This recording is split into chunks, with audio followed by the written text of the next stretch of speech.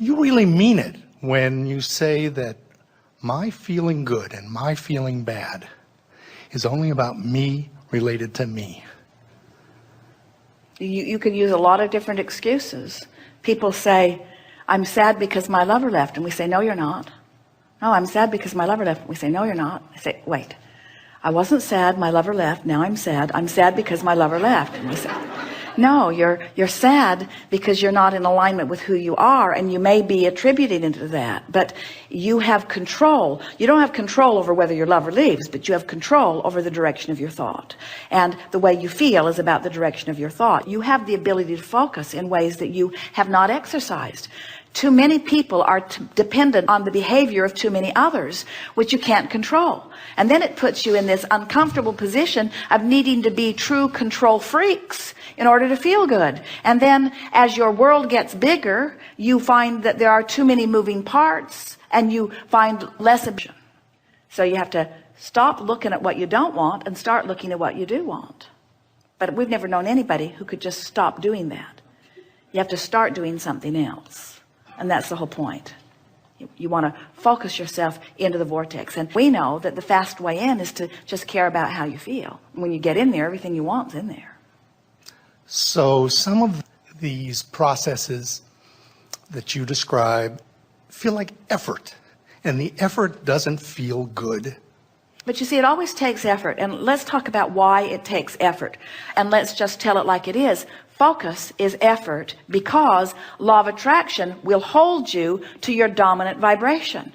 So if I've been beating the drum of I don't have enough money, and I've been noticing evidence of not having enough money, and in my noticing that I don't have enough money, I activate a vibration so it keeps me in that position of not having enough money, then to think about having more money is not as easy as noticing that I don't have enough money. It takes effort to imagine beyond what is. That's really what we're talking about. It's easy. It's like it's easy to turn on the television and watch what they're offering. It's more difficult to think your own thought. It's easy to just hear what someone's saying to you. It's more difficult to guide the conversation in a more positive direction.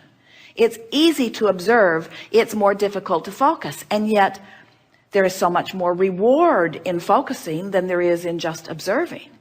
So most people have trained themselves. You have patterns of thought about money. You have patterns of thought about your body. You have patterns of thought about teachers. You have patterns of thought about government. You have patterns of thought about ecology. You have patterns of thought about medicine. You have patterns of thought about animals. You have patterns of thought about cats. You have patterns of thoughts about dogs. Some of you like dogs and don't like cats. Some of you like cats and don't like dogs. You have patterns of thoughts about all kinds of things. A pattern of thought just meaning a thought that you thought, maybe your mother thought it and she thought it and spoke it, and then you thought it and listened, and then it doesn't matter where the thought got started, but you've got an active vibration about a lot of different subjects.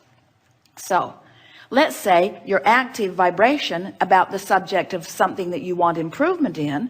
Let's say your active thought is that we are in the middle of a financial crisis. And let's say that your active thought is that costs are going up and incomes are going down and the government is trying to fix it, but there are so many moving parts that even the best of them are in a state of confusion. And so that's your active thought, that you've talked about it, you've thought about it, you've listened, you've reasoned it out. That's your active thought. Well, it takes discipline to think a different thought. And many people would say it's not just that it takes discipline to think an improved thought. Abraham, I don't want to think an improved thought because I've been trained to tell it like it is. I've been trained to face reality, to tell the truth. So now this vibration, this reason that it's harder to think a different thought has many layers of reasons. My mother told me to always tell her exactly the truth. And I don't always do it, but I feel guilty every time I don't. So I've trained myself into this thought, and now it's difficult to think a thought that's different. And we want to say, oh, hear this. The only reason that it's harder to think the optimistic thought about the subject that you've been pessimistic about is because the habit of thought has a vibration active within you, and law of attraction's holding you there. Law of attraction's holding you there. Law of attraction's giving you other thoughts that match it. Law of attraction's bringing you to people who think the same thing. Law of attraction's bringing evidence to you to support your belief. In other words, of course it's hard, because reality has been formulating around it, and you believe your reality. And oh, did you just hear that? You believe that reality, and we want you to believe this reality. We want you to believe the vibrational reality. We want you to believe the reality of the whole of you, you see.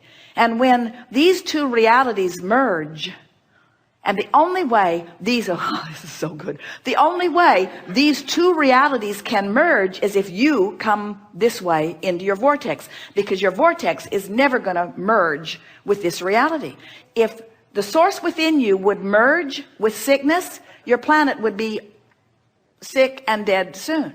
If the source within you would merge with economic decline, it would be over for you. In other words, there would be endedness, but that's not ever going to happen, because the whole system is such that the source within you holds the leading edge position that is achieved by your asking from the contrast that you live. Are you getting that? When you know what you don't want, you ask for improvement, and improvement becomes the new order of the day. And the new ones being born and all the new energy coming in all come from that vantage point. We've all got a perpetual well-being thing going on here that no matter how negative any one of you get, you cannot disrupt the system. All you can do is pinch yourself off and have an unpleasant time for a while until you croak, and then you're right back in the game again. You see. And in those instances in which I actually feel good or bad, then it's about me to me. When you recognize how you feel, then you are taking responsibility for what's happening. In other words, when we first began expressing in this way, it was delightful to watch Esther, because when something really wonderful would happen, she would say, I did that. And when something not wonderful would happen, she would say, I did that.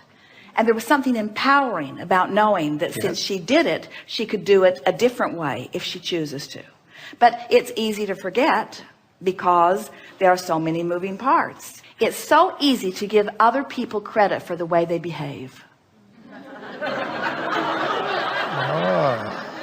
That's sort of what feels logical to you, but it isn't logical, because the way they're behaving to you always matches your expectation.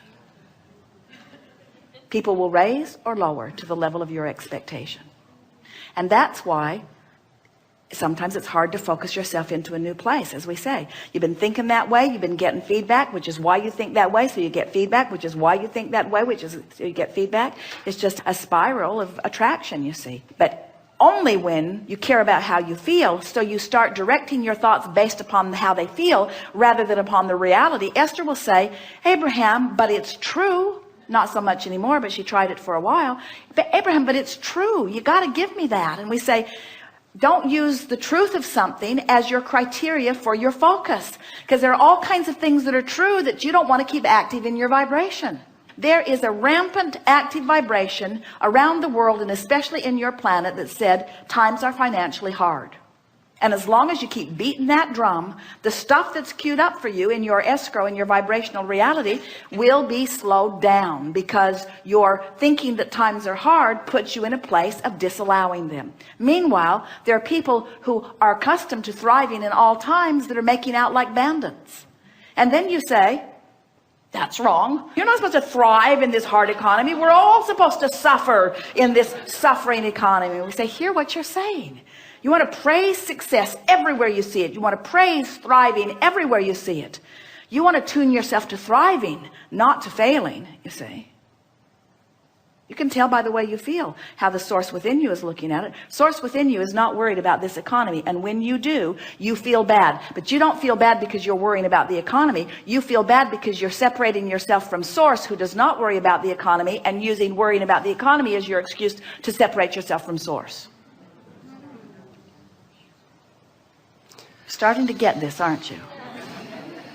You're not ever going to look at the absence of something that you want and feel good. It's just that simple. You cannot look at lack and be in alignment with who you are. You cannot criticize and be in alignment with who you are. You cannot be mad at somebody and be in alignment with who you are. You cannot be afraid of anything and be in alignment with who you are. A battle against anything is a battle against you. Yes. That's the best way of saying it. A battle against anything is a battle against your alignment. That's it. That's it. That's the only thing you have to know. Oh, and think. While it's a little difficult to wrap your thoughts around this because it's not the way many of you have been thinking, we got to tell you, it's a whole lot easier than getting all those moving parts to line up. So let's see. So Iraq is a mess.